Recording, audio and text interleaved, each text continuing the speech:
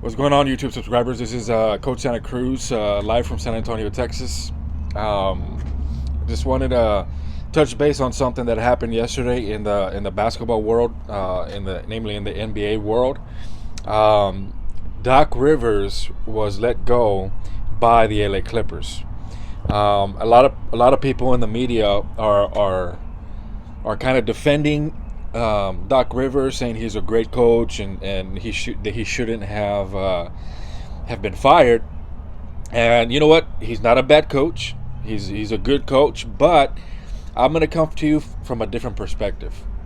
I want to just throw some things at y'all to kind of let maybe to see that maybe there is a legitimate reason why that Doc Rivers got let go, and I believe he got let go because he three times in his career he had a 3-1 lead and they lost it, and the most recent being this past second round when the Clippers lost to the Nuggets. They're up 3-1, and the Nuggets come back and win that series. That can't happen with as much talent as you have. When you have Kawhi Leonard, who's fresh off of a championship, when you have Paul George, who's a really good player, he didn't play well. He didn't play well. That's not on Doc Rivers, but when you have all that, and then years prior you have Chris Paul, Blake Griffin, DeAndre Jordan, J.J. Redick. You have these great teams, these viable athletes, these viable teams, and he couldn't get out of the second round.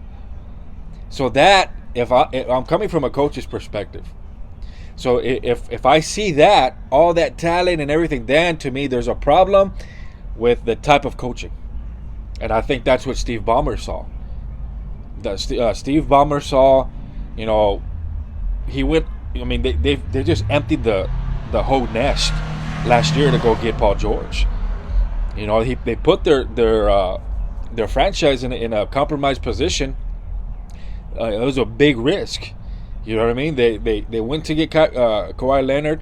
He didn't want to go without Paul George. So they emptied the nest for Paul George. Kawhi Leonard signs with the Clippers.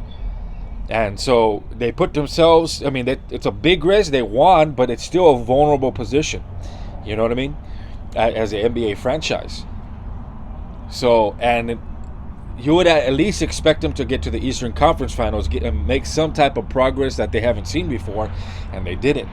So that, I have to agree with Steve Ballmer and letting him go. Now, he's probably going to get another job. He has one championship under his belt. There's not very many coaches in the league that have a championship under their belt. I know Tyronn Lue has a couple. But I think that he's going to get another opportunity, maybe with the Sixers or some other organization in the NBA.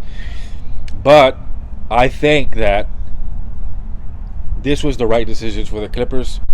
And I'm curious to see who is going to come.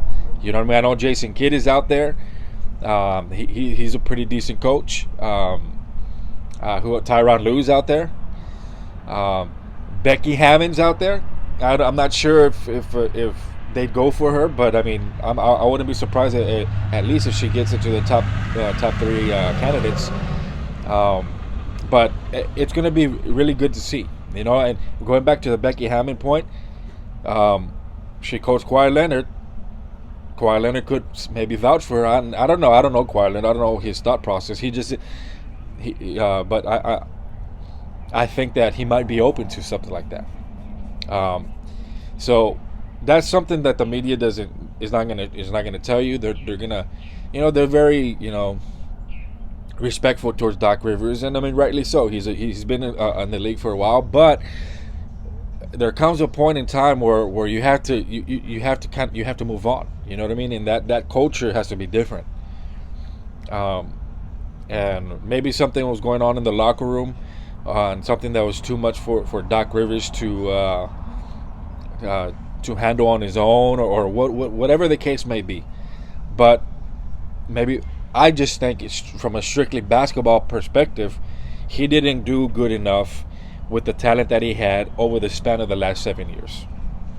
With all the talent that he had, you can't. You have to have at least one Western Conference Final appearance, maybe even just one NBA Finals appearance, and they couldn't get out of the second round with him as the head coach. So now let's go back to his career in Boston. They went to the finals twice. They won one, and he had a lot of talent there too. So I think with the talent that he had during that time, going to the finals twice, winning one is really good. 50% in the finals, that's a really good thing. Now how much of it was him coaching, and how much was it of Kevin Garnett, Ray Allen, and Paul Pierce? You know what I mean? And all the other nucleus that they had. You know, in the NBA, we could people give a lot of credit to the players, and rightly so. And sometimes good coaching gets diminished or dismissed because people assume that these NBA basketball players they could coach themselves or whatever. And I don't agree with that, because I think that it takes a coach to be able to calm the storm, to bring those egos down, and to get them to all collectively believing in one another. So just because you have a lot of talent out there and throw them out there doesn't mean you're going to win. So I can't negate what he's done as a coach in terms of winning championships, taking the Celtics, and then he was a formidable. The LA Clippers became a formidable opponent, night in and night out, during the regular season. And even in the second round, they'd win. And I think it took Chris Paul and the Lakers. I think it was back in 2013, 2014. Not the Lakers, the Clippers. 2013 and 2014, or 2012, 2013, whatever. To beat the Spurs and to get out of the first round, and it was a 7-game series.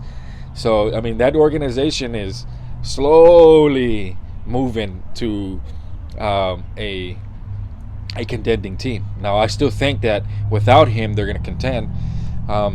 I think that whoever's going to coach them is going to hopefully get them to the next level. But if they don't, I think for the next 20 years, I think next year's an important year for the Clippers.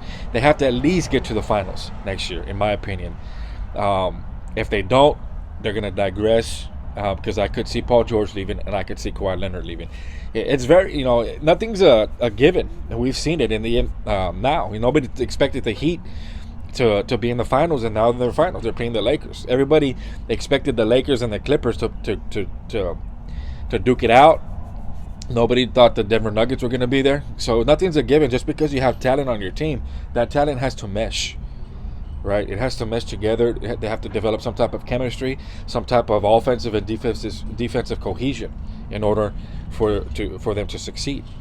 So it's going to be curious to see. It's going to be interesting to see what the Clippers do with the head coaching position, and how it's going to lead them into the next 5-10 years. Because, like I said, Kawhi Leonard and Paul George, I think their contracts are up next year.